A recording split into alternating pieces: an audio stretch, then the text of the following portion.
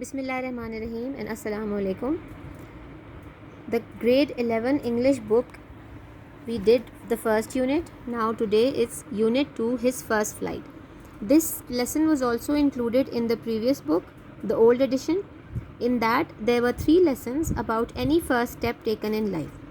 I'll start reading this first lesson today. I'll give you the reading, and in the next lesson inshallah you will get explanation and further information on this lesson. His first flight. The young seagull was alone on his ledge. His 2 brothers and his sister had already flown away the day before. He had been afraid to fly with them.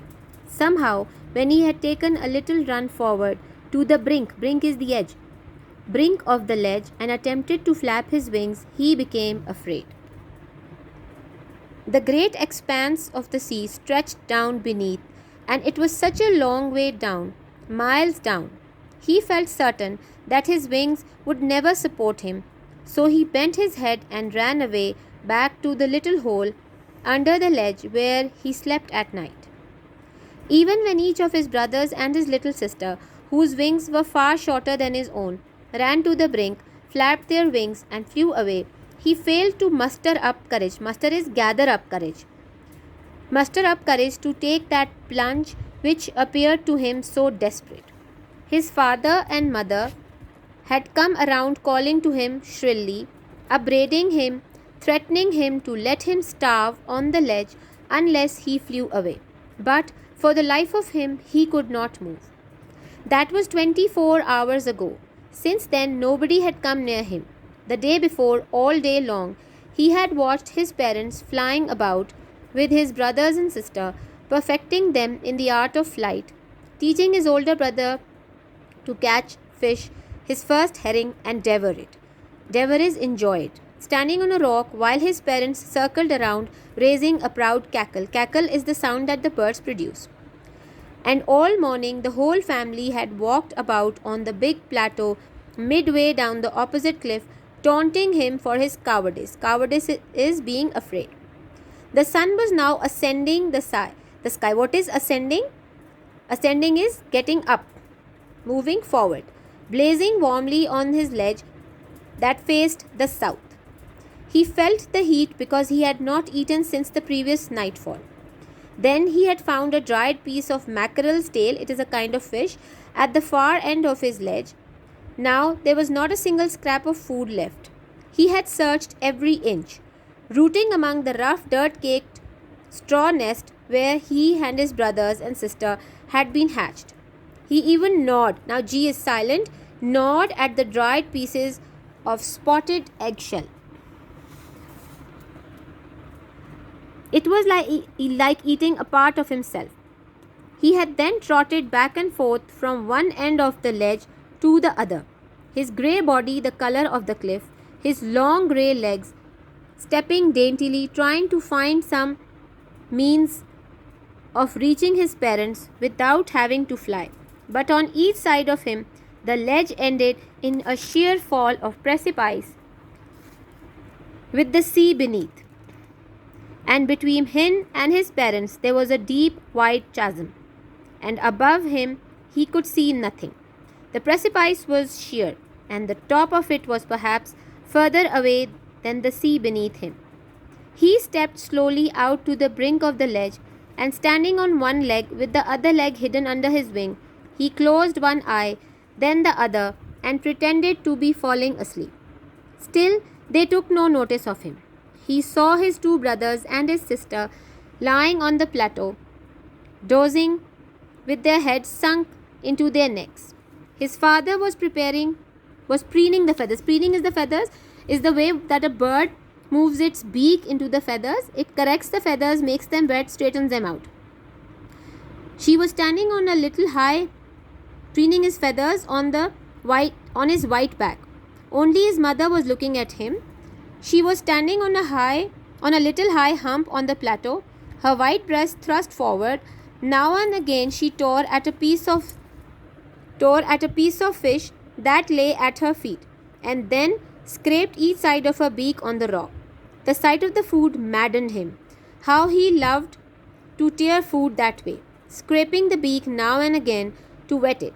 He uttered a low cackle. His mother cackled too and looked over at him. Ga ga ga, he cried, begging her to bring him over some food. Gualula, she screamed back derisively, but he kept calling plaintively. And after a minute or so, he uttered a joyful scream. His mother had picked up a piece of the fish and was flying across to him with it. He leaned out eagerly, tapping the rock with his feet, trying to get nearer to her as she flew across.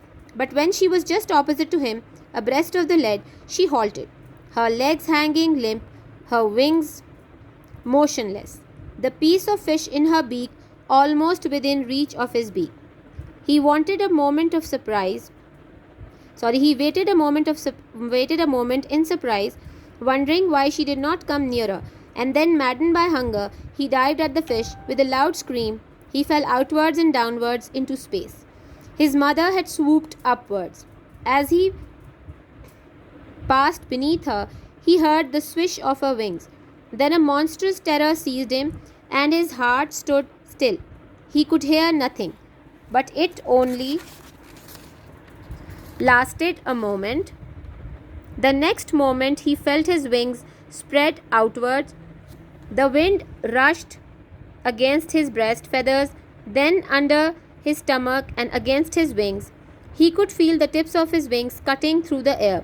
He was not falling headlong now. He was soaring gradually downwards and outwards. He was no longer afraid. He just felt a bit dizzy. Then he flapped his wings once and he soared upwards. He uttered a joyous scream and flapped them again. He soared higher. He raised his breast and banged against the wind. Ga ga ga ga ga ga. Gualula. His mother swooped past him, her wings making a loud noise. He answered her with another scream. Then his father flew over him screaming. Then he saw his two brothers and his sister flying around him, curveting and banking and soaring and diving. Then he completely forgot that he had not always been able to fly and commenced himself to dive and soar and curvet, shrieking shrilly. He was near the sea now, flying straight over it, facing straight and over the ocean.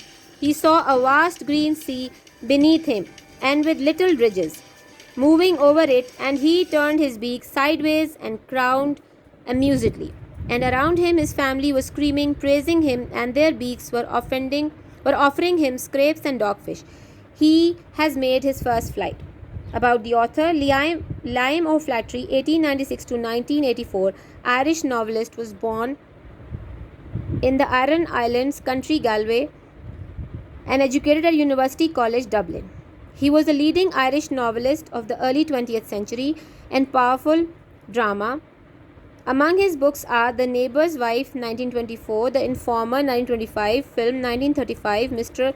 Geluli, 1926, and short stories 1937, revised 1956, Land, 1946, Two Lovely Beasts and Other Stories, 1950, Insurrection, 1951, and The Peddler's Revenge and Other Stories, 1976. His autobiography, Shame the Devil, was published in 1934.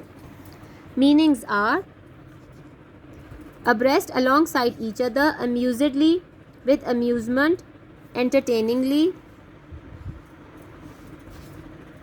beneath, below, especially if covered, brink, the edge, border or verge of a steep place, cackle, to squawk in shrill, chasm, a deep cleft in the ground, daintily, elegantly, derisively, mockingly, scornfully, desperate, careless of danger, dirt-caked, covered with hard layer of dirt, dizzy, affected with the whirling or reeling sensation, expanse, an uninterrupted area of something, for the life of him, idiom, through trying desperately, headlong, with the head downward, herring, any marine soft finned fish, hump, a rounded projection, ledge, a narrow shelf like rock, limp, not firm, not stiff, weak, mackerel, a spiny finned food fish, monstrous, enormous, great, immense, plaintively expressing sadness, melancholy, plateau, a wide, mainly leveled area of an elevated land, plunge, to throw or thrust, precipice, the cliff or crack.